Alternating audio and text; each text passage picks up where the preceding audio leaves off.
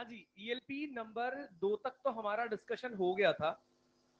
नहीं भी हुआ है तो एक बार ईएलपी 2 में किसी को कुछ पूछना हो तो वो बात कर सकता है। ईएलपी 2 का सेकंड, बेटा कोणीय मंदन दिया हुआ है, प्रारंभिक कोणीय चाल ओमेगा नॉट यहां पर 1800 आरपीएम दी हुई है। तो इस ओमेगा नॉट को इज्जत से क्या लिख सकते हैं बेटा, 1800 इंटू बटे 60, और ये 0 से 0 और 6 से 18 30 बार, तो ये आ जाएगा 65। इसके बाद अल्फा की वैल्यू अपने पास यहां पर कितनी है, -9 पाई। अरे तो बढ़ जाएंगे भाई, डिस्कशन ही तो है, जिसको देखना है देख लो, जिसको नहीं देखना मत देखो, आराम से। रुकने से पहले ये कितने चक्कर करेगा, तो यानी मैं जानना चाहता हूं कि जब ओमेगा 0 हो जाएगा तो कुल थीटा कितना हो जाएगा। तो गति की तीसरी समीकरण लगा लेना, थीटा निकाल लेना, और थीटा को 2 पाई से डिवाइड करके क्या निकाल देंगे, चक्कर।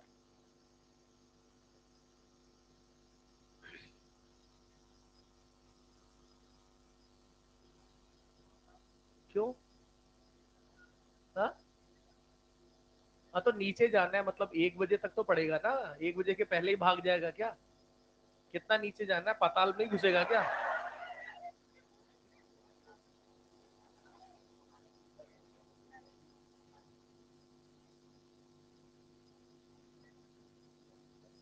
क्वेश्चन 7 में बेटा, क्षण विराम से घूमती है ओमेगा नॉट 0, कोणीय त्वरण के साथ 2 सेकंड वो जब चलती है तो उसकी गति ओमेगा जो हो जाती है वो 600 चक्कर प्रति मिनट, 60-10 यानी 20 पाई उसका ओमेगा हो जाता है।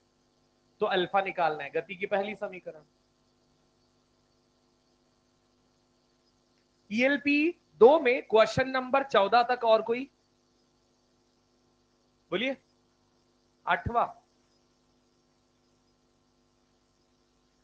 कोणीय गति, यानी मुझे एक तो ओमेगा पता करना है और एक मुझे थीटा पता करना है, और मैं जानता हूं कि पहिया किसी कोणीय त्वरण से घूम रहा है। प्रारंभिक कोणीय गति यानी omega naught, omega naught RPM 60 से 60 कटा 2 पाई से गुणा किया तो ओमेगा नॉट आ गया 2 रेडियन पर सेकंड। और मुझे यहां पर कोणीय त्वरण, स्थिर कोणीय त्वरण अल्फा दिया हुआ है 2 नहीं 10 रेडियन पर सेकंड स्क्वायर। और इसके बाद यहां पर समय टी बराबर अपने को दिया हुआ है 2 सेकंड। तो हम ओमेगा और थीटा के लिए, ओमेगा के लिए क्या निकाल देंगे, पहली समीकरण, और थीटा के लिए दूसरी समीकरण लगा डालेंगे। इसके बाद 8 के बाद इधर 14 तक कोई डाउट? हाँ, नो मतलब मना वाला नो या नंबर 9? अबे बोलो ना। नहीं, नंबर 9 5वें सेकंड में तय किया गया कोण बेटा थीटा एनएथ होता है। थीटा एनएथ का formula omega naught plus alpha by 2 into 5वां सेकंड, यानी एन की जगह 5 रख देना। ठीक, क्वेश्चन 14 तक और कोई ईएलपी 2 में? ईएलपी 3 पर आ जाइए। ईएलपी 3 क्वेश्चन 5 तक में, ईएलपी 3 सेकंड, समान अभिकेंद्रीय त्वरण, पथों की त्रिज्याओं का अनुपात 1/2। तो मैं लिख सकता हूं यहां पर R1/R2 बराबर 1/2। मैं गति का अनुपात यानी V1/V2 जानना चाहता हूं। अभिकेंद्रीय त्वरण समान, तो क्या लिखा जाएगा बेटे, V1²/R1 बराबर V2²/R2। इससे सॉल्व करके आ जाएगा सही। फोर्थ, सब बिल्कुल सड़े सवाल पूछने लग रही है, तो चुन चुन के जो घटिया सवाल है उसको सोच के ये लगता है। यहां पर अपने को बोला है स्थिर गति के साथ क्षैतिज वृत्त में घुमाया जाता है। स्थिर गति का मतलब, इसका कहने का मतलब यह है कि नियत गति के साथ, नियत गति के साथ वो कितना घूम रहा है, यानी कांस्टेंट ओमेगा से घूम रहा है, तो ओमेगा अपन निकाल सकते हैं 20 सेकंड में 10 चक्कर। 10 चक्कर तो 2 पाई से गुणा कर देंगे, तो 2 इंटू 10 ये ओमेगा पाई आ जाएगा। और हम जानते हैं अगर नियत ओमेगा से घूम रहा है तो स्पर्श रेखीय त्वरण होगा, तो जो भी बचेगा त्वरण में वो कौन सा बचेगा, सिर्फ अभिकेंद्रीय। कितना, ओमेगा स्क्वायर आर, ओमेगा की वैल्यू पाई।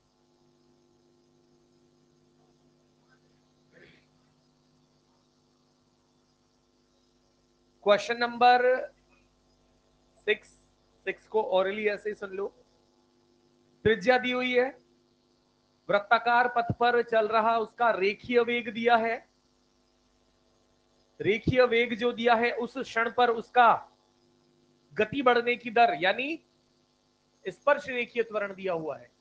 उसकी चाल बढ़ाने की दर को क्या कहते हैं बेटा, और स्पर्श रेखीय त्वरण यहां पर दिया हुआ है 2, और अपने को त्वरण बताना है, कुल त्वरण। कुल त्वरण में स्पर्श रेखीय त्वरण एटी तो हमें दे रखा है 2, और एसीपी कैसे निकलेगा बेटा, वी स्क्वायर बटे, और वी दिया हुआ है, आर दिया हुआ है, और दोनों का फिर अंडर रूट के अंदर रिजल्ट निकाल लेना। इसके बाद क्वेश्चन 7 में क्या कहा है, घूर्णन चकती की परिधि पर एक बिंदु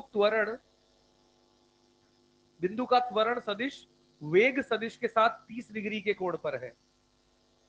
यानी कुल मिलाकर बात यहां पर कुछ ऐसे है कि इसके वेग सदिश, तो वेग तो स्पर्श रेखीय दिशा में होता है ना बेटा, और इधर कौन भी होता है एटी, इधर कौन होता है, तो यहां कौन होगा ए नेट, और ए नेट का इस स्पर्श रेखा से यानी वेग से कोण कितना है 30 डिग्री। और हम क्या जानते हैं, टेन 30 डिग्री बराबर ए सी पी बटे, इसमें क्या पूछा है, अभिकेंद्रीय त्वरण और स्पर्श रेखीय त्वरण का अनुपात, तो कितना आ जाएगा 10 30 डिग्री। और बताइए क्वेश्चन नंबर 9 तक, क्वेश्चन नंबर 9 तक, क्वेश्चन नंबर 15 तक। 11 में अपने को बोला है, उधर रख दो सर। क्वेश्चन में अपने को बोला है कि एक 100 मीटर त्रिज्या के वृत्ताकार पथ पर गति चल रही है, और गति जो है वो 5 की दर से बढ़ रही है। तो ये 5 जो दिया हुआ है ये वास्तव में खुद कौन है, एटी, जो कि यहां पर 5 हो गया। और टी बराबर 0 पर ये शुरू कहां से हुआ बेटे, विराम से हुआ। विराम यानी प्रारंभ में अपन यहां पर ओमेगा नॉट का मान 0। इसके अलावा यहां पर अब अपने को क्या करना है पता, कि एक चक्कर पूर्ण होने के तुरंत बाद त्रिज्यीय त्वरण, त्रिज्यीय त्वरण मतलब अभिकेंद्रीय त्वरण, अभिकेंद्रीय त्वरण को हम क्या लिख सकते हैं, ओमेगा स्क्वायर आर, आर कितना है 100।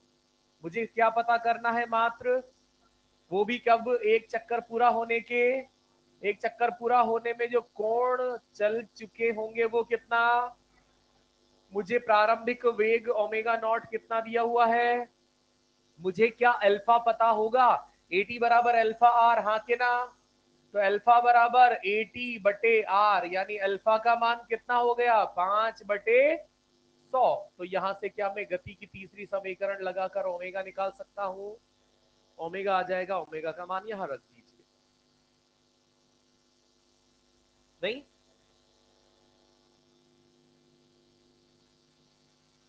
क्वेश्चन नंबर 14 तक और कोई,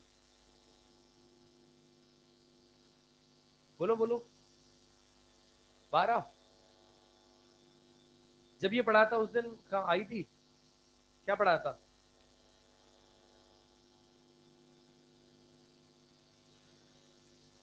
चल पढ़ाने के बाद कंक्लूजन के तौर पे क्या बोला था, मैंने कहा था कि चलो अंतिम सार में फिर से 2 लाइनों में सुना देता हूं, ऐसा करके मैंने 2 लाइनें बताई होगी।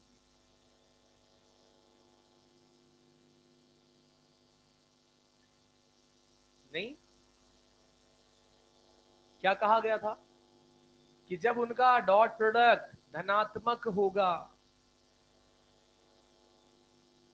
न्यून कोण तो होगा तो चाल बढ़ेगी, जब डॉट प्रोडक्ट ऋणात्मक यानी अधिक कोण होगा चाल, तो यहां पर आपको बस ये देखना है कि यहां हम चाहते क्या है, वस्तु धीमी हो।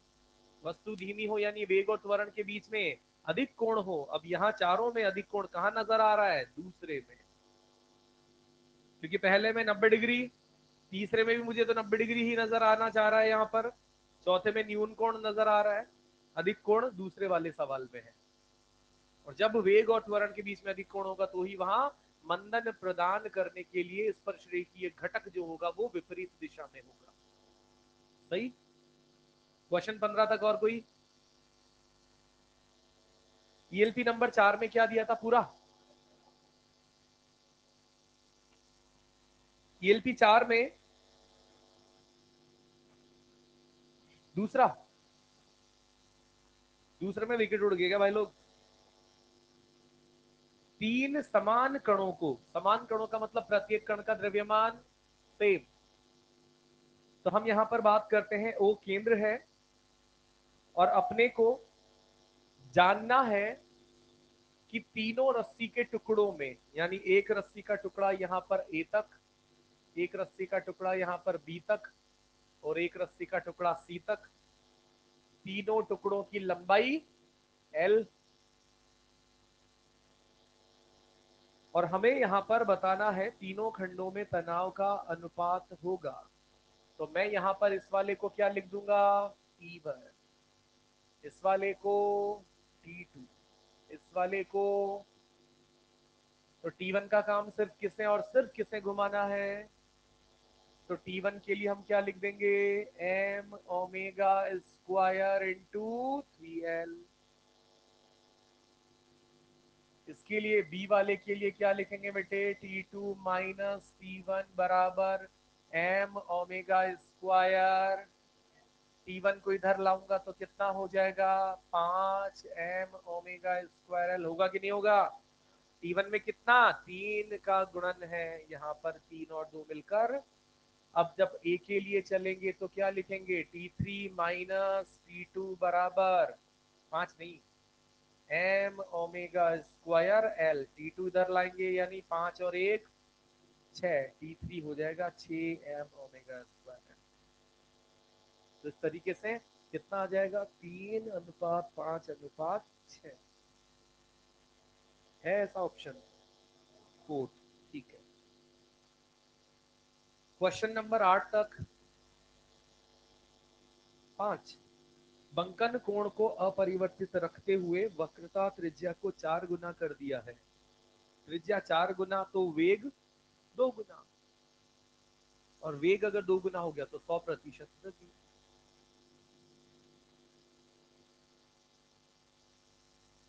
जिसने भी पूछा है ना, तुरंत दौड़ के यहाँ से छुट्टी होते ही जाना। एक पाव बादाम, शंख पुष्पी की 2 शीशी,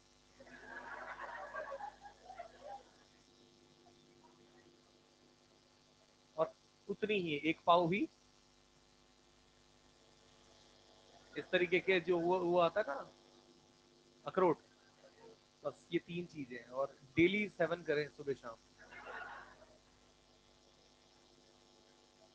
नहीं, क्योंकि या तो आप पूछ रहे हो तो मेहनत नहीं, इस सवाल को पूछने का हो सकता है ना, नहीं आना, नहीं आना कोई बड़ा मुद्दा नहीं है, पर नहीं आने के बाद कारण जानना कि आखिर करना क्या था, क्यों नहीं आ रहा है, क्या है, ये भी तो बड़ी बात होती है ना, सीखने की स्किल तो यही है। सवाल नहीं आना तो कोई बहुत नेचुरल प्रोसेस है, सवाल नहीं आना ठीक है, और सिर्फ नहीं आके एक बार पढ़ा, इसमें तो कुछ अजीब पूछ रहा है, छोड़ो आगे बढ़ते हैं।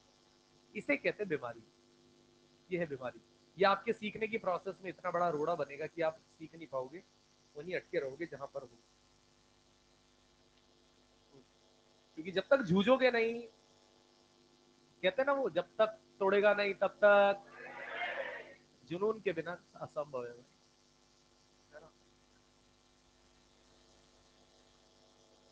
क्वेश्चन नंबर 9 तक, क्वेश्चन नंबर 9 तक क्या बोल रहे हो?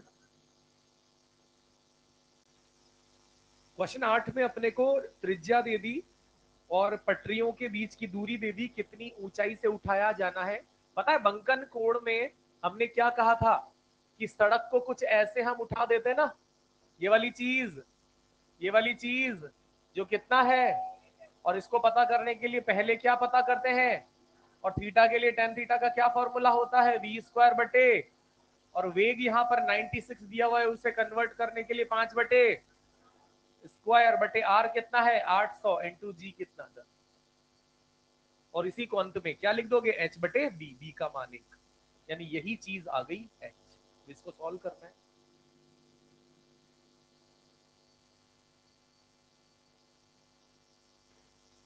क्वेश्चन नंबर 9 तक कोई भी डाउट? 10 10 11 11 की बात कर लेते हैं। 11 में यहां पर क्या कहा जा रहा है, एल लंबाई की रस्सी है, यहां तक भी बात ठीक है, द्रव्यमान एम है, नई बात नहीं है कुछ भी। रस्सी चित्र में दिखाए अनुसार निश्चित सिरे से ऊर्ध्वाधर अक्ष के चारों ओर 2/पाई चक्कर प्रति सेकंड, यानी इससे ये क्या हमें देना चाह रहा है बेटे, ओमेगा, है ना। तो रस्सी में तनाव, तो पहले जो देना चाह रहा है ना उसके बारे में थोड़ी जांच पड़ताल कर ली जाए। ये ओमेगा बराबर 2/पाई चक्कर यानी 2 पाई, और प्रति सेकंड यानी 1 रेडियन पर सेकंड, तो 4 आ जाएगा ये। और हमसे ये क्या पूछना चाह रहा है, तनाव, क्या किया जाए तनाव के लिए, कोण वगैरह दिया हुआ है क्या कुछ?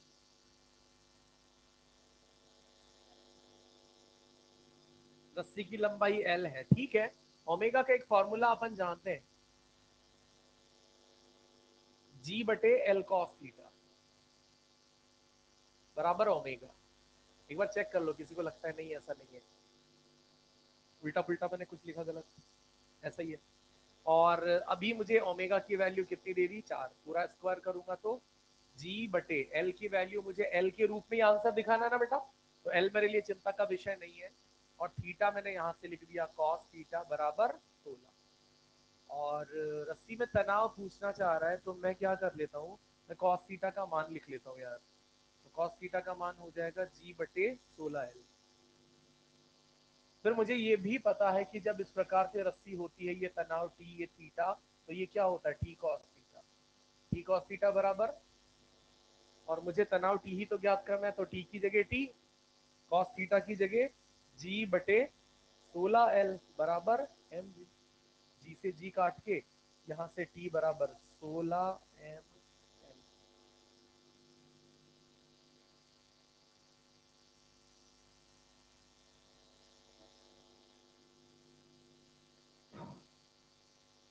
अल्टीमेटली फॉर्मूले याद रहेंगे ना, तो कुछ ना कुछ तो उपाय लग ही जाएगा, और वो प्रैक्टिस से ही आएगा। और मैंने आपको बताया था कि कुछ नहीं, कम से कम अपने को ओमेगा की 2 फॉर्मूले, तो जो मैंने लिखा है, और इसी का एक और रूप क्या होता है, under root g by h, दोनों याद होने चाहिए। एच का तो फिर भी बहुत कम काम आता है, पर फिर भी आ जाता है काम, याद तो दोनों ही रख लो, फायदे में रहेंगे सब। और इसके अलावा 16 तक, 15, 15 में तो बेटा घर्षण है, अगर साथ में घूमना है तो घर्षण का मान पर्याप्त होना चाहिए। घर्षण का मान पर्याप्त होने का मतलब क्या है,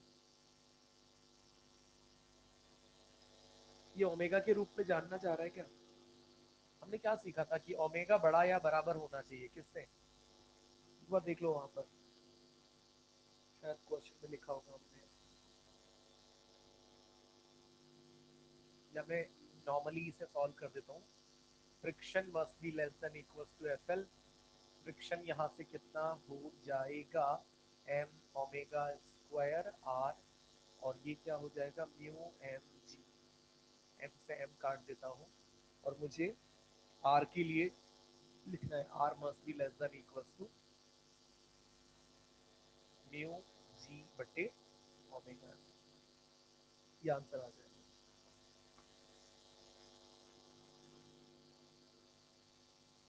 चलिए आगे बढ़ते हैं। क्वेश्चन लास्ट में अपन ने कौन सा किया था, एक बार कॉपी दिखाना।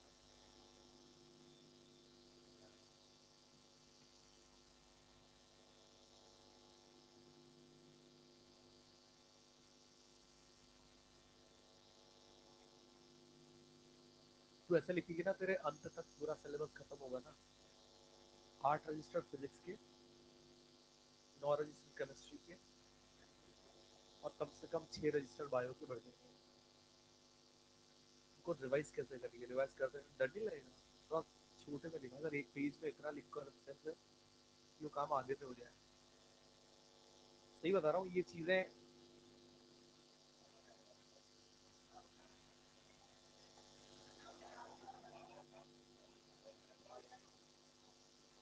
हाँ भाई,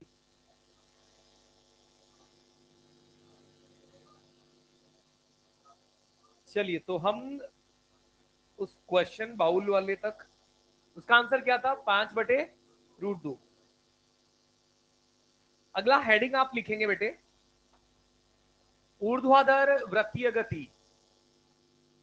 ऊर्ध्वाधर वृत्तीय गति। ऊर्ध्वाधर वृत्तीय गति।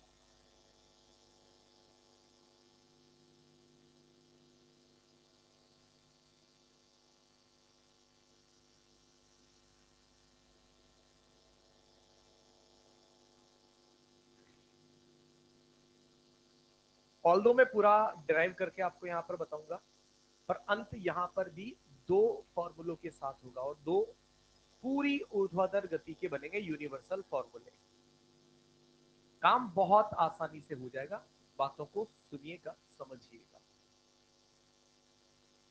हमें क्या जानना है पहले मैं वो आपको समझाता हूं। हमारा चैलेंज ये है कि ऊर्ध्वाधर तल में हम किसी पत्थर को ऐसे घुमाना चाहते हैं।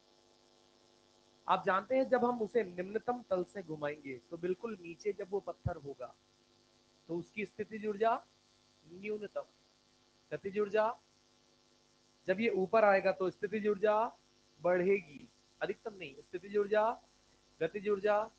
सबसे ऊपर जब ये आएगा स्थितिज ऊर्जा मैक्सिमम, गतिज ऊर्जा यानी जितना ऊपर की ओर गति करेगा इसकी चाल कम होती जाएगी और नीचे की ओर गति में चाल, निम्नतम बिंदु पर चाल अधिकतम, यहाँ चाल।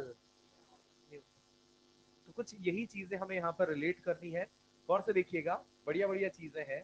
इसमें हमने कहा कि ये एक वृत्तीय पथ है, ये वृत्त का केंद्र है, ये यहाँ पर एक एल लंबाई की रस्सी ली गई, उससे एक एम द्रव्यमान बांध दिया गया। निम्नतम बिंदु पर जो वेग है उसे हम यहाँ पर मानते हैं कि ये हमें दिया जा रहा होगा, जिसको हमने क्या लिखा, u। इस u वेग के कारण जब ये घूमना प्रारंभ करेगा, इस निम्नतम बिंदु पर दिए गए वेग के कारण जब ये घूमना शुरू करेगा तो यहाँ पर किसी बिंदु P तक जब ये पहुंचेगा तो हम इसे नाम दे देते हैं बिंदु P। तो इसका वेग स्पर्श रेखीय दिशा में जो हो जाएगा उसे हमने क्या कहा, इस रस्सी पर केंद्र की ओर तनाव जो हो जाएगा उसे हमने क्या कहा, और इस ऊर्ध्वाधर निम्नतम बिंदु के साथ रस्सी का जो कोण बन चुका है उसे हमने क्या कहा, विशेष रूप से थीटा पर ध्यान देना है। ये थीटा हम कहां से नाप रहे हैं बेटा, यहां। तो यहां से यहां पर ये थीटा हो जाएगा। अगर इस बिंदु को मैं ए नाम देता हूं तो माना जब यहां पर ये कण घूमता घूमता बिंदु बी तक पहुंचेगा तो इस बिंदु बी पर थीटा का मान कितना हमें याद होगा, फॉर्मूलों में यही रखना पड़ेगा। ये नहीं सोचते रहेंगे कि बी है तो थीटा कौन होगा, कहां से नापना है, क्या है, कहां से नापना है, निम्नतम बिंदु से। तो हमें समझ में आ जाना चाहिए कि बी तक वो कोण नापा नुपाया ऑलरेडी है, कितना, 90। जब हम यहाँ पर सी बिंदु तक बात करेंगे तो वही कोण कितना, जब हम यहाँ पर इस डी बिंदु पर बात करेंगे तो यहाँ कितना, 270। तो पहले हम चलो यहाँ पर इस वीपी और टीपी की बात कर लेते हैं। पहले मैं आपको वीपी और टीपी के फॉर्मूले बता देता हूँ जो आपको विशेषकर याद रखने हैं। वीपी का फॉर्मूला यहाँ से बनेगा, एक्चुअली वीपी स्क्वायर का बनाएंगे फॉर्मूला। तो ये फॉर्मूला बनेगा यू स्क्वायर, जहां यू क्या होगा, निम्नतम बिंदु पर उस कण की चाल, -2gl, एल क्या होगी, रस्सी की लंबाई, और ये हो जाएगा 1 - cos। एक तो ये वीपी का फॉर्मूला आएगा, हम डेराइव भी करेंगे। बिल्कुल वैसे ही हम यहाँ से टीपी, किसी बिंदु पी पर उस रस्सी में तनाव ज्ञात करेंगे। हमें दिया क्या है, यू। तो यहाँ पर हम सबसे पहले क्या लिखेंगे, m u square by l, plus में यहाँ पर लिखेंगे एम जी, और ब्रैकेट में यहाँ पर लिखेंगे 3 cos थीटा -2। ये दूसरा फॉर्मूला है जो हमें याद रखना है। मैं इनका डेरिवेशन स्टार्ट करता हूँ। हम जानते हैं जहां पर यहाँ वृत्तीय गति में जब हम घूमेंगे तो यहाँ गतिज ऊर्जा किस पे परिवर्तित होगी, स्थितिज ऊर्जा में, और स्थितिज किस में, यानी ऊर्जा संरक्षण लागू रहेगा, वायु का कोई प्रतिरोधी बल हम यहाँ पर नहीं कंसीडर करेंगे। और इस परिस्थिति में हम यहाँ कह सकते हैं ये जो निम्नतम तल है ये यहाँ पर ऐसा हो गया, जहां बिंदु P है वो यहाँ पर ऐसा हो गया, और इस बिंदु P और इस वाले तल के बीच में जो ये दूरी है, जो ये ऊंचाई है, अगर मैं इस निम्नतम तल को h बराबर 0 बोलता हूँ, रस्सी की लंबाई कितनी, तो ये L है, तो ये वाला L cos थीटा, कौन सा, ये वाला। तो इस और इस रेखा के बीच का ये अंतराल कितना हो जाएगा बेटा, L माइनस L cos। और ये नई बात नहीं है, ये हमने वर्क पावर एनर्जी में ऐसे सवाल कर रहे थे, L माइनस L cos। अब अपन यहाँ पर कंजर्वेशन ऑफ मैकेनिकल एनर्जी लगाएंगे। हम लिखेंगे कंजर्वेशन ऑफ मैकेनिकल एनर्जी इस बिंदु A और बिंदु P के बीच में, तो मैं लिख भी देता हूँ A से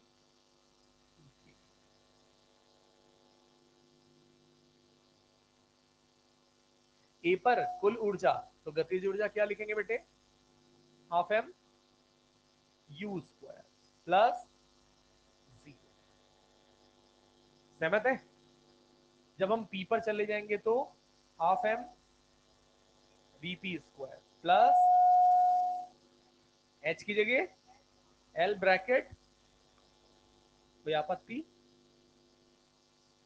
नहीं ना, पूरी समीकरण में से एम उड़ा दूं और पूरी समीकरण को 2 से गुणा भी कर दूं, तो दो काम एक साथ कर रहा हूं, 2 से गुणा और एम से काटा कूटा।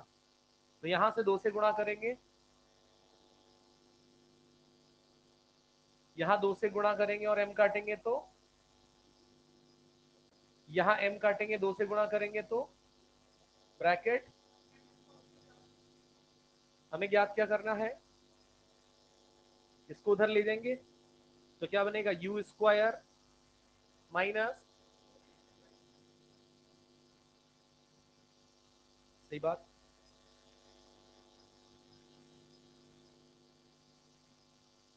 अरे ठीक है ना, इसका रिजल्ट उधर ऊपर, अंडर रूट वगैरह बाद में कर लेंगे, जरूरत पड़ेगी तो अंडर रूट करना कोई ऐसा तो है नहीं, कोई बड़ी बात है। मैंने सिर्फ वीपी स्क्वायर के रूप में लिखना चाहा ताकि आपको आराम से याद रहे। एक बार फिर से सब लोग एक साथ उसे रिकॉल कर लेते हैं। यू स्क्वायर, यू मतलब निम्नतम बिंदु पर वेग, तो यू स्क्वायर माइनस 2gl, फिर ब्रैकेट में 1 माइनस कॉस थीटा, क्योंकि हम जानते हैं थीटा कोण चलने में हम धरातल से 1 माइनस एल गुणा 1 माइनस कॉस थीटा ऊंचाई पर उठते हैं, हाँ के ना, इसीलिए कुछ वैसी टर्म वहां बनती है, राइट।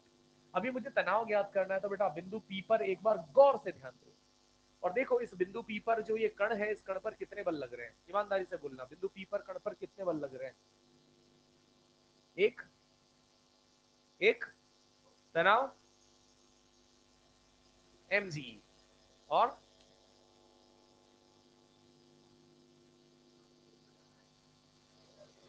दो ही है ना बेटा, ये अभी केंद्रीय जो बोल रहे हैं ना ये नादान है।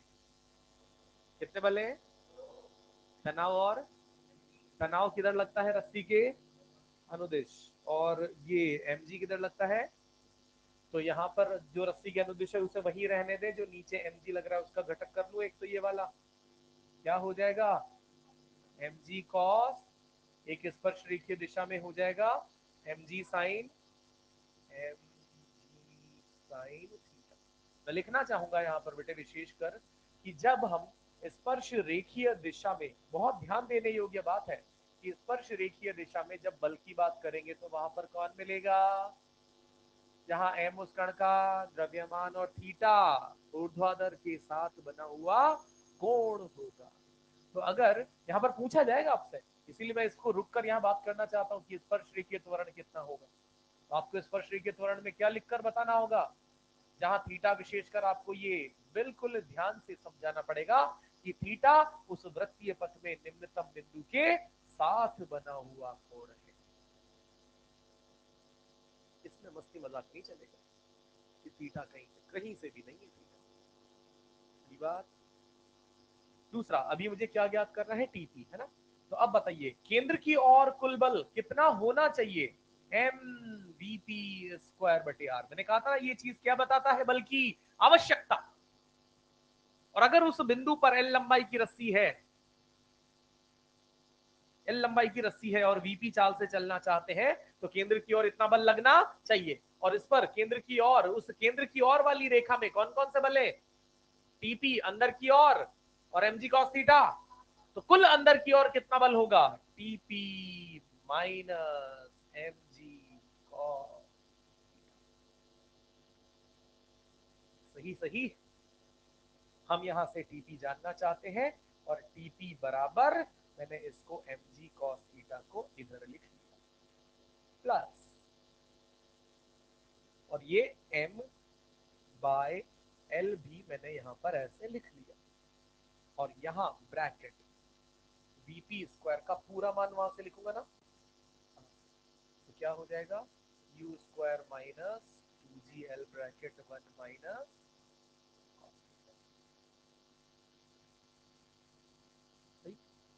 थोड़ा सा अपन यहाँ पर काम क्या करेंगे, इन टर्म्स को खोलेंगे कभी। और मैं चाहता हूँ ये काम आप खुद करें। मैं आपको अंत में रिजल्ट बता देता हूँ किसी चीज को सॉल्व करने पे। आपको m u square by l, और इसको इसको इसको सबको एडजस्ट करने पर आपको यहाँ एम जी ब्रैकेट में 3 cos थीटा माइनस 2 मिलेगा। ये याद, ये दो बातें हैं जो अपने को विशेष रूप से याद रखनी है। इन पे सवाल भी करेंगे अभी अपन, इन पे भर के सवाल करेंगे ताकि आपको ये याद हो जाएंगे। पर फिर भी कोशिश करें कि सवाल हो उसके पहले इनको 2 मिनट लिखते लिखते लिखते मन में 2-3 बार दोहरा लें ताकि याद हो जाए। खा लो भैया, तुम ये ऐसे कैसे रख के बैठे हो?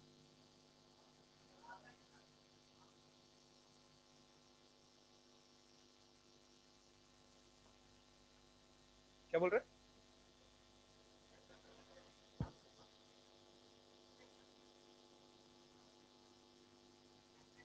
वो तो क्या भेज रहा हूँ अभी,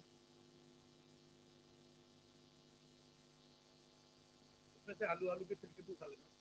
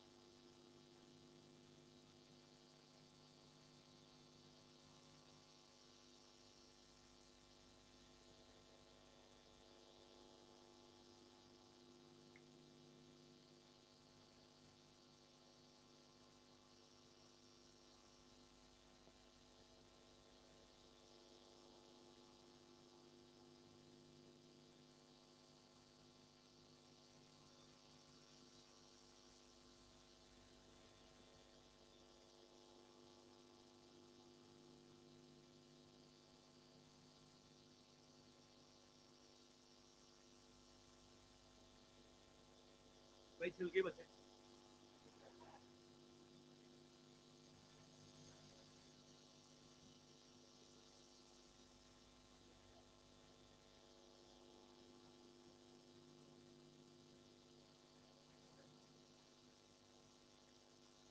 मंडे को ये देखा जाएगा, ये नहीं पता। नहीं नहीं, पक्का मंडे को ही भाई। ये देखना पड़ेगा, ये सोचेंगे।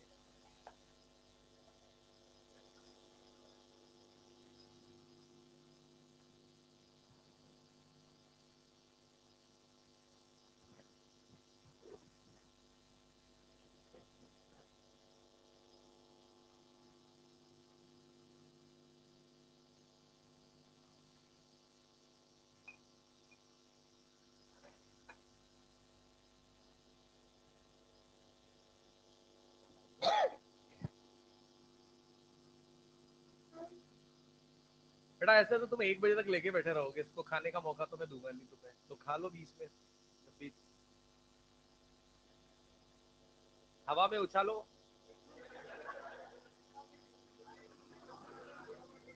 मोटू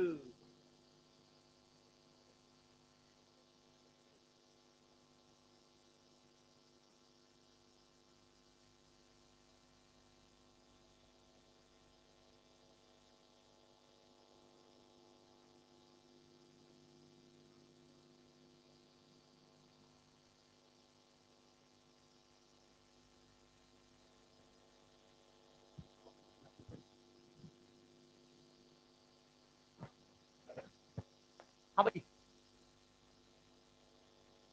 हाँ,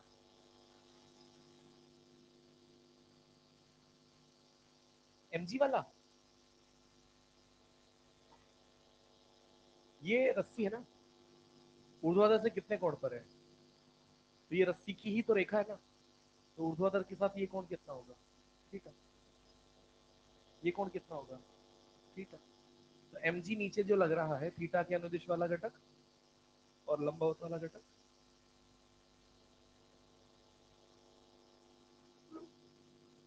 अरे जल्दी खाओ भाई, ऐसा तो बैठे रहोगे। तेरे को क्या लगता है हम अंदर भी दिखा के आए होंगे? ये तो तुम्हारे सामने फॉर्मेलिटी थी मात्र।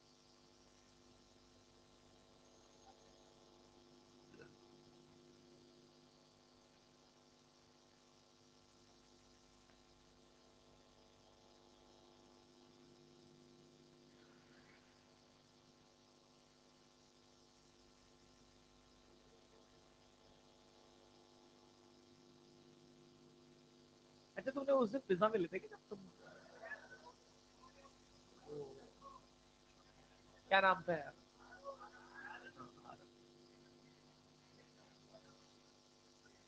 आरंभ हुआ था तुम्हारा।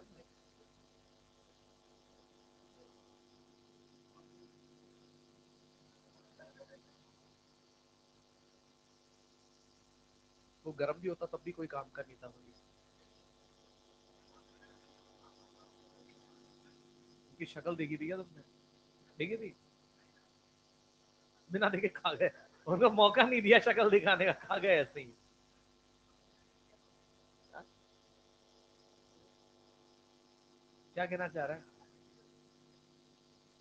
कहाँ किया था?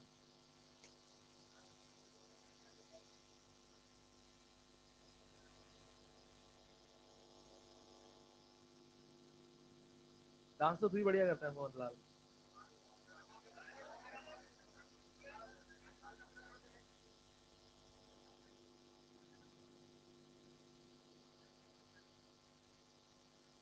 कौन?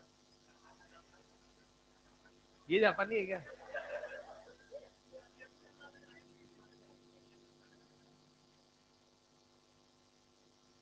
सही। अब तुम्हारा क्या होगा जापानी?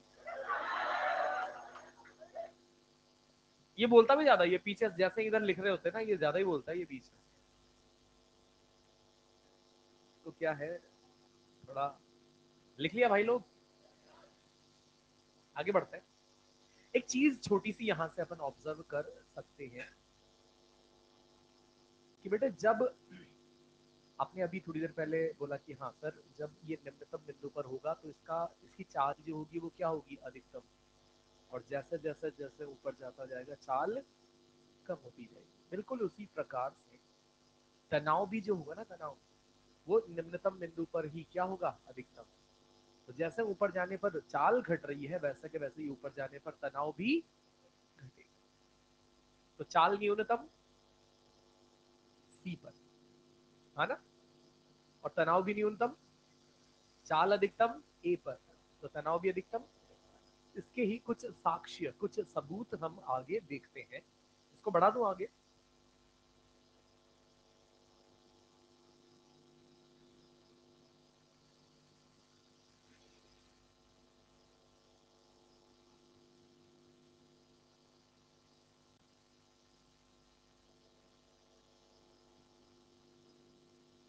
चलिए,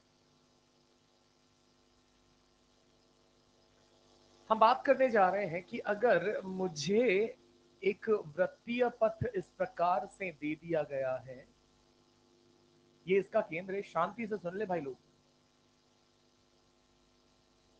ये यहां पर इसका केंद्र दे दिया गया, एल लंबाई की रस्सी है, निम्नतम बिंदु पर हमने कण को दिखाया है, एम द्रव्यमान का।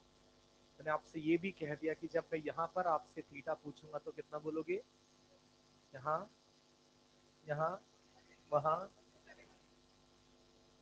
कोई है जिसको लगता है कि क्यों ऐसा? हम नहीं बोलेंगे। नहीं मतलब याद रखना, ये इंपॉर्टेंट है बेटा, सवालों में हम उलझते हैं, इसीलिए मैं उन चीजों को आपके दिमाग में से क्लियर करना चाह रहा हूँ। जिसको लगता है कि नहीं यहीं से ही क्यों, यहीं से ही क्यों वाले अभी पूछ लें। क्योंकि पूरा डेरिवेशन हमने थीटा यहीं से मानकर किया हुआ है, तो जो फॉर्मूला जो रिजल्ट आया है वो यहीं से थीटा के अनुसार ही अपने फाइनल रिजल्ट देगा। तो उनमें से मैंने कहा आपको सिर्फ दो चीजें अगर पता है, यानी यहाँ पर अगर आपको पता है कि ये निम्नतम बिंदु पर चाल u है और दूसरी चीज थीटा पता है, तो आप किसी भी जगह पर वेग या तनाव आसानी से निकाल सकते हैं। सबसे पहली बात, हम यहाँ बिंदु ए से चलते हुए इस बिंदु बी तक जाते हैं और मैं चाहता हूं कि बिंदु बी पर मैं वेग और बिंदु बी पर तनाव दोनों ज्ञात कर लूं। तो सबसे पहले वेग के लिए कैलकुलेशन कर लेते हैं बेटे।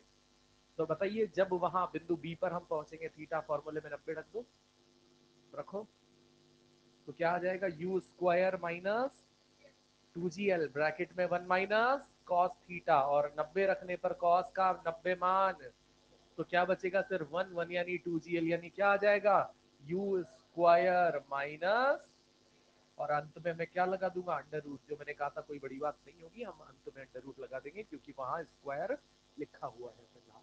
सेम तनाव, टेंशन के वापस उसी फॉर्मूले में 90 रख दो ना बेटा इसकी जगह, यहाँ 90, तो ये पूरा, तो कितना हो जाएगा, m u square by l minus, एक काम करो, यहाँ ए पर भी तनाव निकाल लो साथ के साथ। ए पर तनाव निकालने के लिए थीटा की जगह क्या रखेंगे, 0, तो रखो cos 0, तो 3 तो क्या हो जाएगा, m u square by l plus, गौर से अगर आप देखें, आंखें हैं तो आप बता सकते हैं T A minus T B कितना होगा।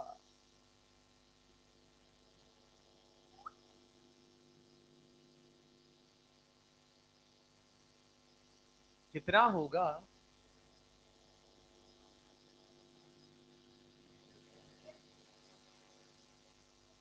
3 mg होगा ना।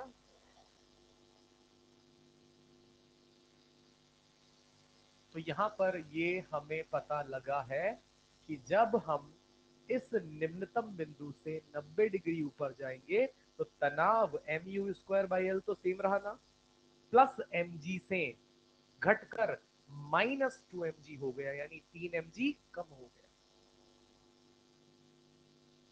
और वेग पे अगर अपन ध्यान दें तो गौर से देखिएगा बेटा, यहां पर इसको u को अंडर रूट में क्या लिख सकता हूं मैं, under root of u square, u को अंडर रूट में क्या लिख सकता हूं, अंडर रूट ऑफ, और उसमें से 2gl से कम हो गया।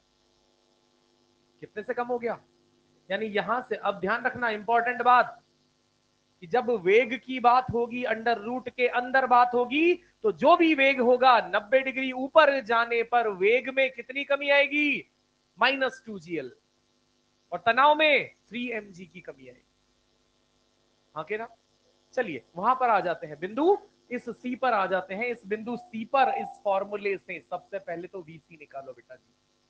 तो सी पर थीटा 180 मतलब कॉस 180, माइनस माइनस 1 + 1 2 × 2, तो क्या हो जाएगा, under root u square minus, क्या मैंने जो कहा कि अंडर रूट में यू स्क्वायर से 2gl कम हो जाएगा, तो यहां अंडर रूट में यू स्क्वायर, यहां अंडर रूट में यू स्क्वायर माइनस, यहां अंडर रूट में यू स्क्वायर माइनस, और 2gl से ड्रॉप होता जाएगा। और यहीं से आपको अब विशेष कर ये ध्यान रखना है कि अगर कभी यहाँ इस निम्नतम, पहले ये बताओ, ये समझ आया कि 2gl 4gl क्या हो रहा है, 100%। किसी को भी 2% भी डाउट है तो अपन रुक के बात कर सकते हैं, किसी का कुछ नहीं जाएगा। एक बार फिर से चलो मैं रिपीट कर देता हूँ अपनी इच्छा से ही, सुन लो मेरी बात को। मैं कहना चाह रहा हूँ कि आप अगर इसे यू देखते हैं तो आप एक बार थोड़ी देर के लिए ऐसे ही मजे से इसको अंडर रूट में यू स्क्वायर देखिए, और आपको ये समझना है कि ये जो वेग है, हम जब 90 डिग्री सफर ऊपर की ओर तय करेंगे तो ये यू स्क्वायर में से -2gl छीन लेंगे, तो ये फॉर्मूला बनेगा, बन गया। इसमें से और 2gl छीन लूंगा, पर जब मैं नीचे आऊंगा तो 2gl मुझे बढ़ाना पड़ेगा, तो इस बिंदु डी तक वो वेग वी डी कितना हो जाएगा, यू स्क्वायर माइनस, सेम इसके बराबर, क्योंकि आप जानते हैं यहां और यहां स्थितिज ऊर्जा बराबर, तो गतिज ऊर्जा, तो चाल भी, दिशा विपरीत। तनाव भी सेम। तो यहां पर TD कितना लिख सकता हूं, MU square bye L minus, हाँ यहां पर तनाव रह गया, तो यहां तनाव TC MU square bye L। यहां से यहां जाने में तनाव कितना कम होता बोला मैंने, 3mg। तो यहां से यहां जाएगा तो और 3mg, तो ऑलरेडी कितना है, तो कितना हो जाएगा, चाहो तो आप फॉर्मूले में रख के देख लो, रख लेते हैं यहाँ कॉस की जगह 180, 180 मतलब तो -3 इंटू -3 और -2 -5 mg। तो आप बताइए यहां जब हम बात करेंगे TB माइनस TC तो कितना कम हुआ वापस से, बोलो। अगर मैं यहां पर TA माइनस TC पूछूं तो 6 mg, मानते हैं छात्रों।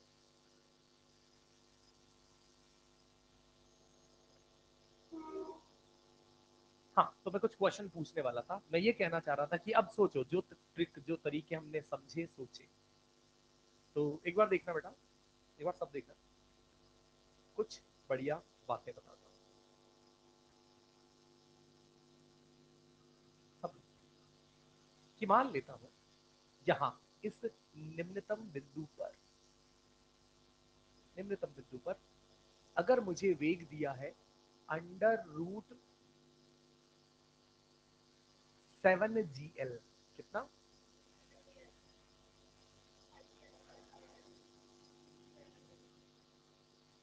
फिर से रिपीट करते हैं।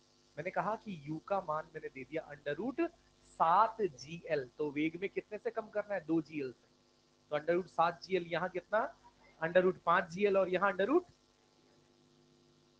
सहमत है।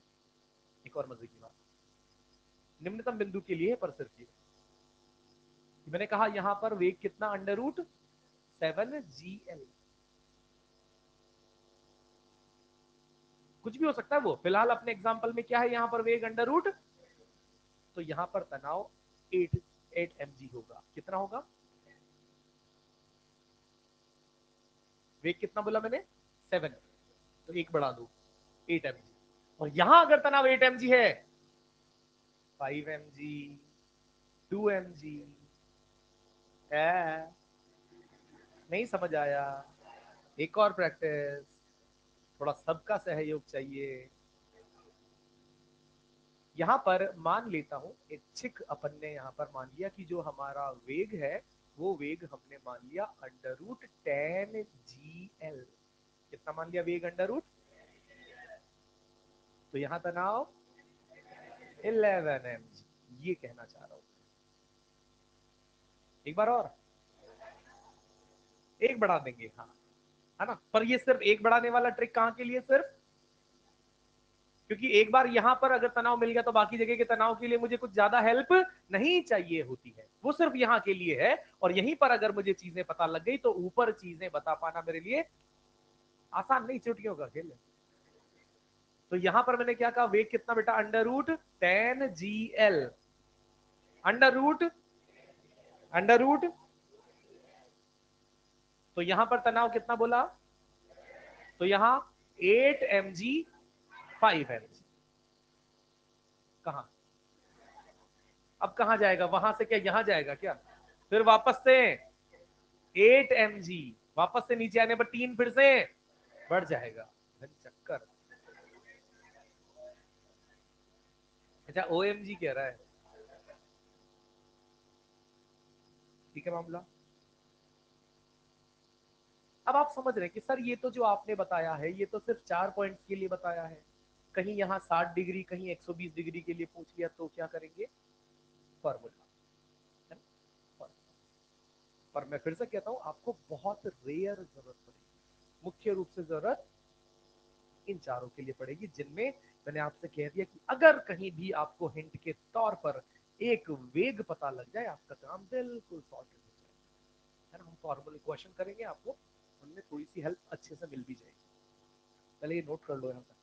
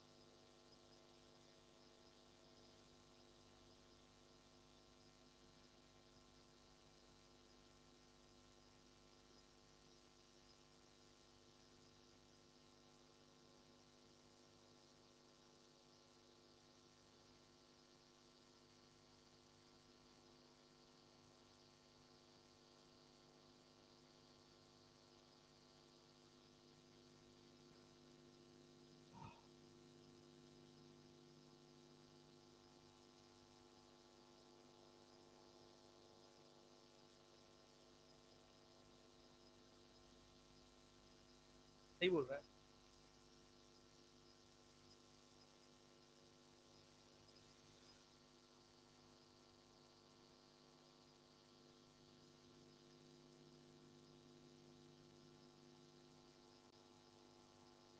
अरे वाह, सब कितना से गायब।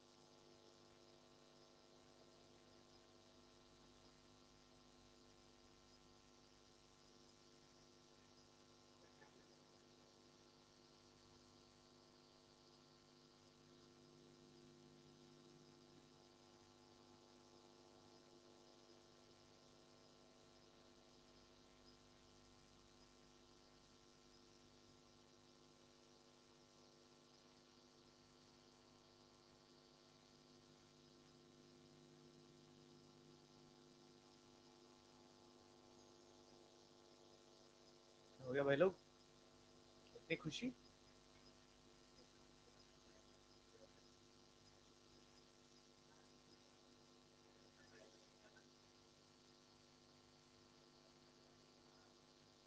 अभी उनके लपेटे में मोहनलाल तू आ जाएगा भाई मेरे। हैं? क्यों खुद की कबर खुद ही खोदनी नहीं।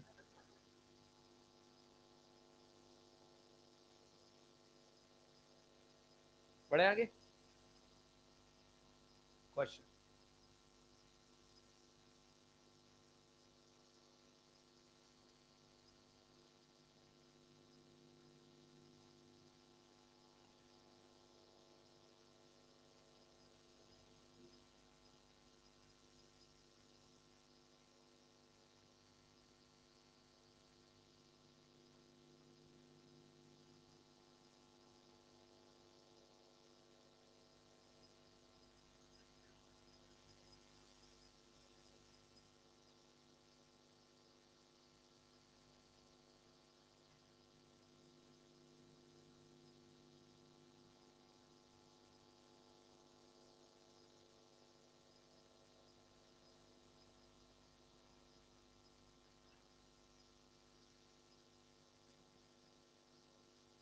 इसको देख लो। रस्सी की लंबाई, मास, यू सब दे दिया, कोण दे दिया। आपको वीपी टीपी निकालना है।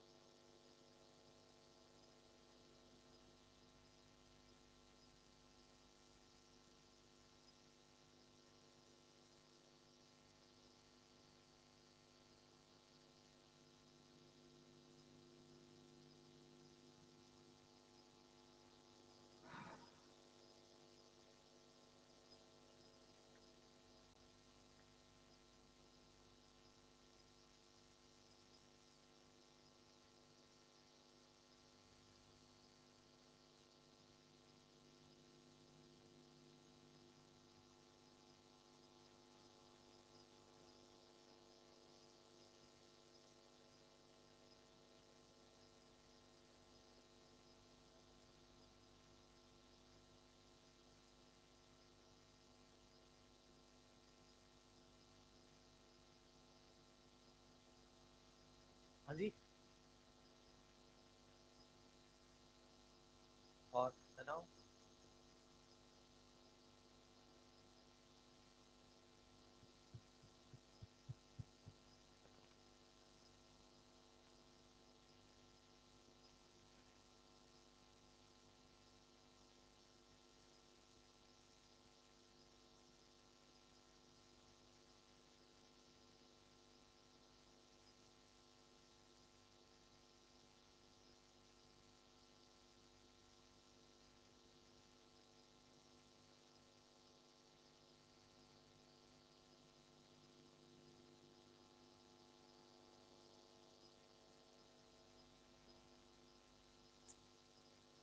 होगा बेटा। इधर का और बाकी लिख लिया ये। अरे ये लिख लिया इधर का Tatya.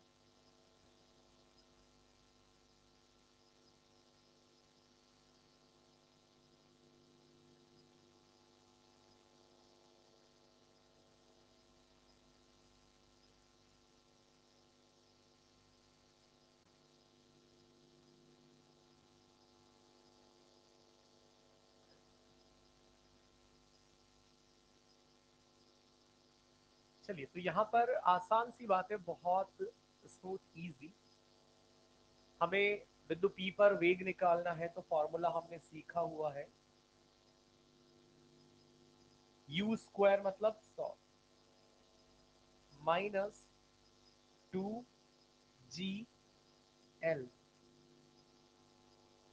Bracket 1 minus cos theta, एक माइनस आधा आधा, आधे इंटू 2 से कट गया, बचा 20, 80 माइनस 20, सॉरी 100 माइनस 20। फिर मुझे बात करनी है किसके लिए, टीपी।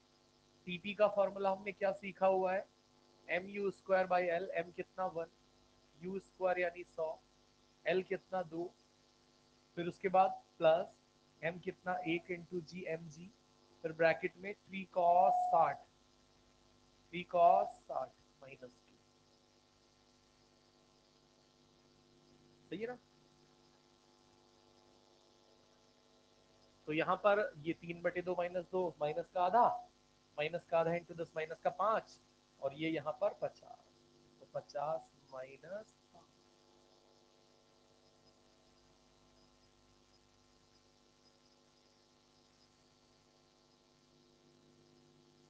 सही है। तो बहुत नॉमिनल ही रहेगी कैलकुलेशन पूरे सर्कुलर में। अब तक कोई ऐसा कॉन्सेप्ट अब तक तो नहीं आया जिसमें 3 लाइन से ज्यादा की कहीं कैलकुलेशन है। एक सवाल था शायद से, इसमें हमने पहले बहुत सारा लंबा करा, पर एक आध दो चुनिंदा सवाल है, उनको छोड़ के बहुत, मतलब to the point, to the formula. एक हमारे क्वेश्चन यहाँ कॉन्सेप्ट बनते हैं, सेंट्रीपिटल एक्सेलरेशन, टेंजेंशियल और वर्टिकल सर्कुलर मोशन, तो बहुत आसान ही रहेगा। मतलब फॉर्मूले दो हमारे हैं वो अपनी जगह है, पर उन फॉर्मूलों के बिना भी हम बहुत सारा काम स्मूथली निकाल सकते हैं, जो तरीके मैंने बताए। टेंशन कैसे कम होती है, वेलोसिटी कैसे कम होती है, किस फैक्टर के साथ हम उसे चेंज होता देखते हैं, वही सब। चलिए कुछ और सवालों पर हम आगे बढ़ जाते हैं, देखिएगा।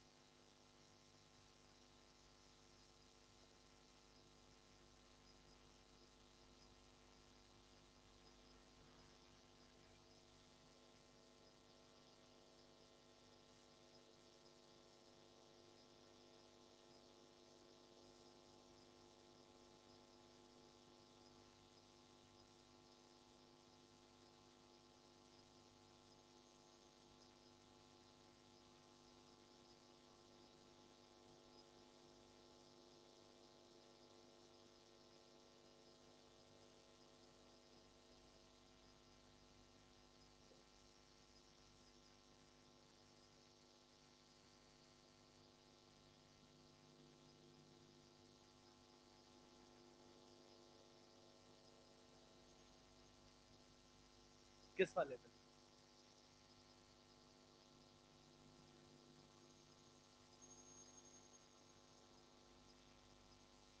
टी मैक्स दिया है, यानी कौन से बिंदु पर तनाव है ये वास्तव में? बिंदु निम्नतम वाले बिंदु पर तनाव है, और हमें निकालना क्या है? V max. वी मैक्स कहाँ होता है? वही वही मतलब यू। अरे हाँ ना, तो मुझे यू ही ज्ञात करना है।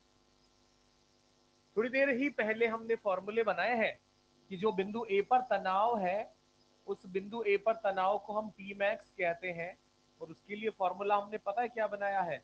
M u square by l plus m g. शायद आपको याद नहीं हो तो याद दिला दूं। M u square by l plus m g. अरे हाँ,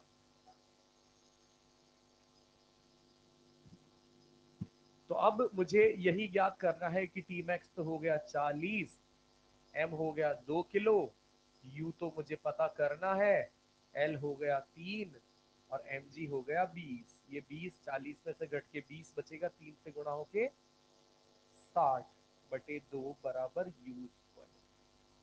तो यहां से यू बराबर √3।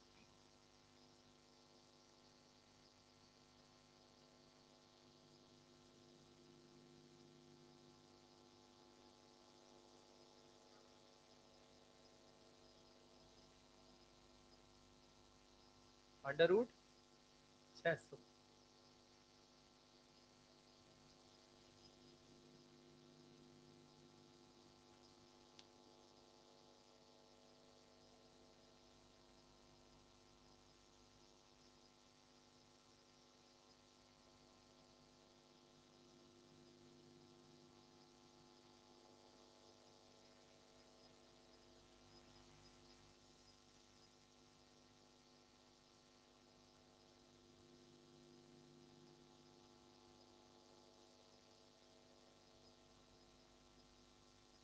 √200 है क्या?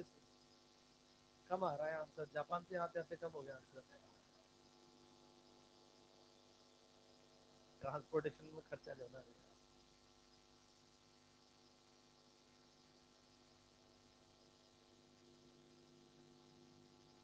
√600 आएगा बेटे। हाँ, वो तो पूछा क्या है? निम्नतम बिंदु पर चाल मतलब यू। पता क्या है? टी मिनिमम मतलब वो वहां वाला तनाव, और वहां वाला तनाव मुझे फॉर्मूला पता है। और नहीं भी पता है तो पता है कि अगर यहाँ नीचे एम जी होता है तो वहां ऊपर 6 कम कर लो, तो टी मिनिमम को हम क्या लिख सकते हैं? M u square by l तो सेम रहता है, माइनस,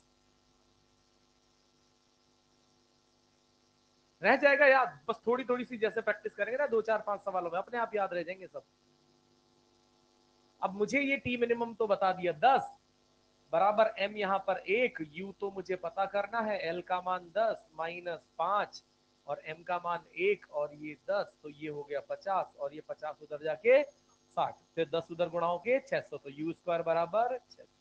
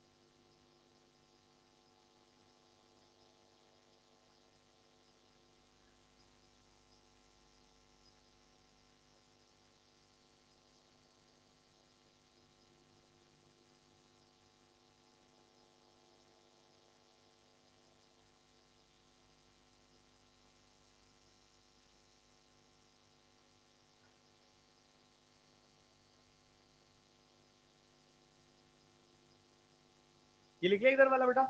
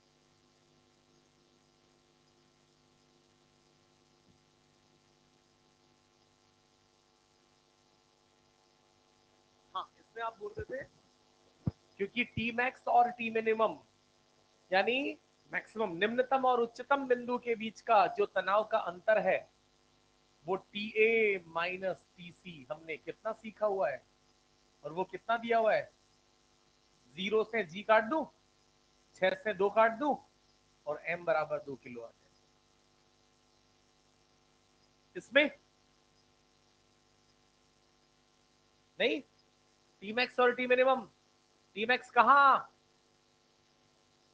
और निम्नतम बिंदु पर तनाव क्या सीखा है बेटा, m u square by l plus, और उच्चतम बिंदु पर तनाव m u square by l minus बराबर, आके ना कर लेंगे सॉल्व। डायरेक्ट क्या बोल रहे हैं, हाँ।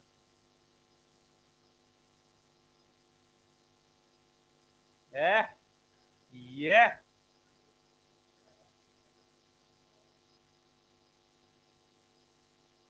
सही कह रहा है बात तो, कोई इतना सही कैसे हो सकता है।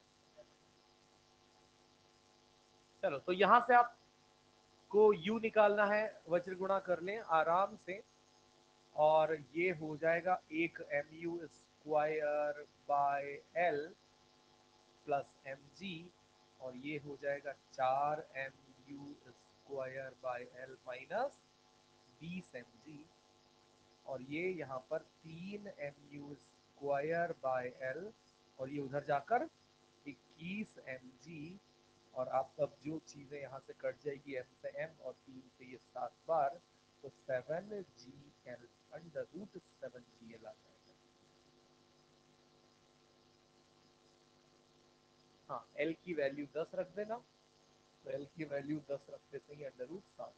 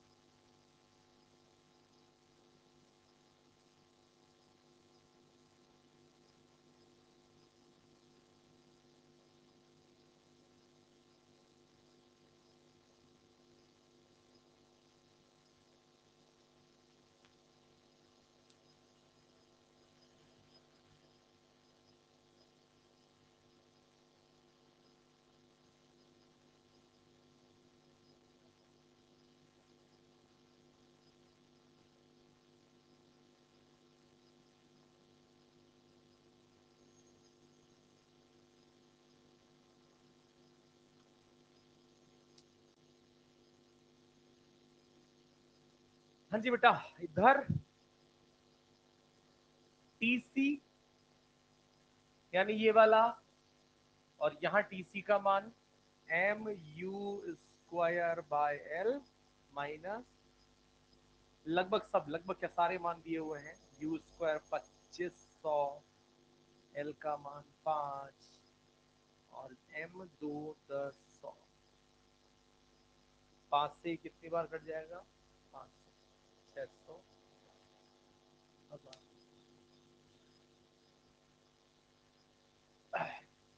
यहां पर अपन बात कर लेते हैं क्रिटिकल वर्टिकल सर्कल का मतलब ये है, समझ में आया किसी को ये वाला? अब हम क्या जानना चाहते हैं? वो न्यूनतम संभव वेग या न्यूनतम संभव चाल जिसके साथ इस वृत्तीय पथ पर ये जो रस्सी से बंधा हुआ पत्थर है ये कंप्लीटली सर्कल घूम लेगा। क्योंकि आप जानते बेटा, अगर मैंने इसको उस न्यूनतम चाल से कम वेग से चलाया तो ये हो सकता है यहां तक जाकर, और कम से चलाएंगे तो हो सकता है यही झूमता रह जाए। हम चाहते हैं तेजी से चलाएं, और इतना तेजी से चलाएं कि ये यहां पर एक बार घूमे और घूमता रह जाए केंद्र के सापेक्ष।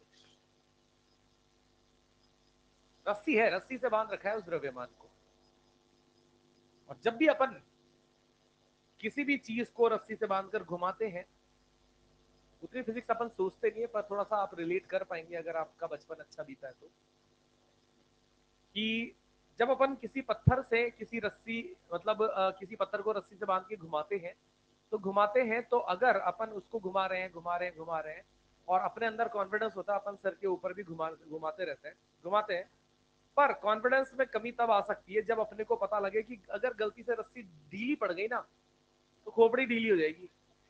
यानी कुल मिलाकर वृत्तीय पथ पूर्ण होने के लिए एक निश्चित चीज वहां होनी चाहिए, तनाव में कोई कमी, मतलब तनाव जीरो नहीं होना चाहिए। तनाव जीरो मतलब रस्सी ढीली मतलब वृत्तीय पथ खत्म, वृत्तीय पथ खत्म मतलब वो पत्थर कहीं भी जा सकता है। क्लियर है मैटर? यानी कुल मिलाकर अगर एक रस्सी से पत्थर बांधकर उसे इस ऊर्ध्वाधर वृत्तीय पथ में घुमाया जा रहा है तो प्रत्येक बिंदु पर वहां पर अशून्य तनाव होना चाहिए, प्रत्येक बिंदु पे। अब तनाव सबसे ज्यादा गरीब तनाव कहां पे है? तो अगर कहीं तनाव जीरो होने की संभावना होगी तो सबसे पहले संभावना कहां प्रकट होगी? अगर मैंने वहां बचा लिया तो नीचे मुझे बचाने की जरूरत? अरे हाँ, ठीक है।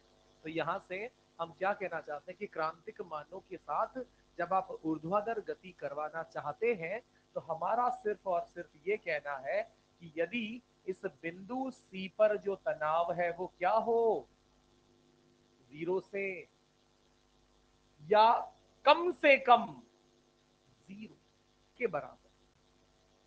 अब आप कहेंगे सर आप तो कह रहे थे तनाव शून्य नहीं होना चाहिए, अब आप जीरो कर रहे हो। बेटा उससे फर्क नहीं पड़ेगा, क्यों? क्योंकि ये बिंदु सी पर पत्थर कितनी देर के लिए पहुंचेगा? एक क्षण भर के लिए, और उस क्षण भर के लिए तनाव शून्य हो भी जाएगा तो उससे फर्क नहीं पड़ेगा, क्योंकि जैसे ही वो पत्थर आगे घूमेगा उसमें फिर से तनाव आ जाएगा। मतलब कुल मिलाकर एक मोमेंट के लिए तनाव शून्य हुआ, पत्थर को पता भी नहीं लगा, और उसमें रस्सी में फिर से तनाव, यानी मरते मरते बच गया, वैसी वाली कंडीशन। समझ गए ना बात को? तो हम यहाँ पर क्रांतिक कंडीशन में इसे क्या कह देंगे? टीसी बराबर, हाँ या ना? अगर वहां सी बिंदु पर तनाव जीरो है तो न्यूनतम तनाव अगर वहां सी पर जीरो है तो यहाँ न्यूनतम तनाव कितना चाहिएगा? P m. अरे नहीं चाहिएगा क्या? क्योंकि वहां जीरो कब होगा? जब यहां 3mg होगा। लगता है समझे नहीं तुम? और अगर यहां 3mg है तो यहां वो तनाव 6mg हो गई होगा।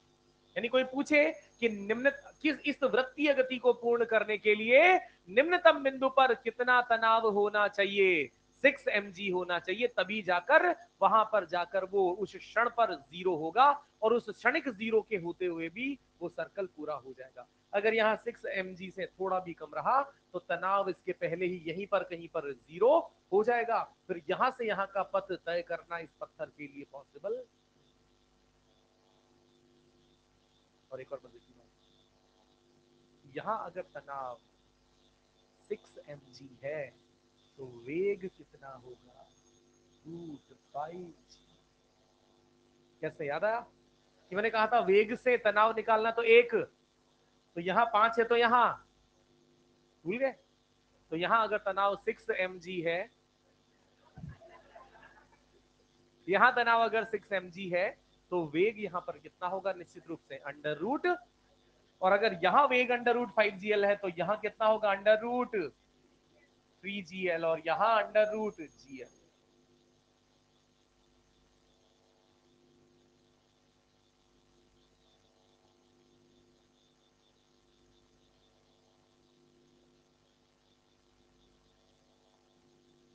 तो इस डी बिंदु पर तो मुझे कोई विशेष काम करना ही नहीं होता। यहां पर तो वीडी भी अगर लिखना चाहता हूं तो कितना हो जाएगा, √3gl, और टीडी लिखना चाहता हूं तो कितना हो जाएगा, 3mg।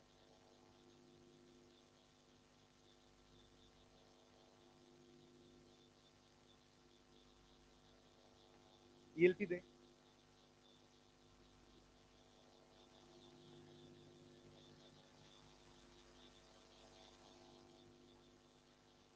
ईएलपी नंबर 4 तक तो अपनी पूरी हो ही चुकी है। ईएलपी नंबर 5 पर हम बात करते हैं।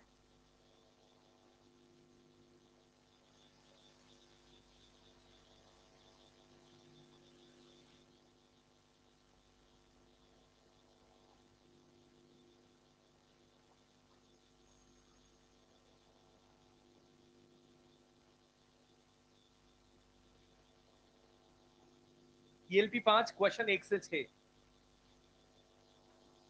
ईएलपी 5 क्वेश्चन 1 से 6। एक्सरसाइज 1 में कहां तक दिए थे, 37 तक। तो आगे भी देखो।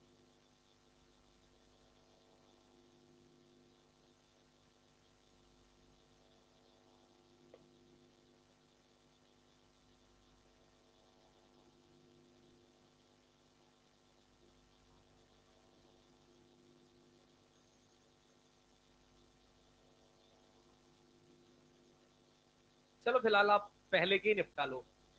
एक्सरसाइज 1 में 37 तक जो हमने दे रखे थे पहले उन्हीं को करें, और ईएलपी वगैरह इनको कंप्लीट करें, जितना दिया है पहले वो कंप्लीट करें।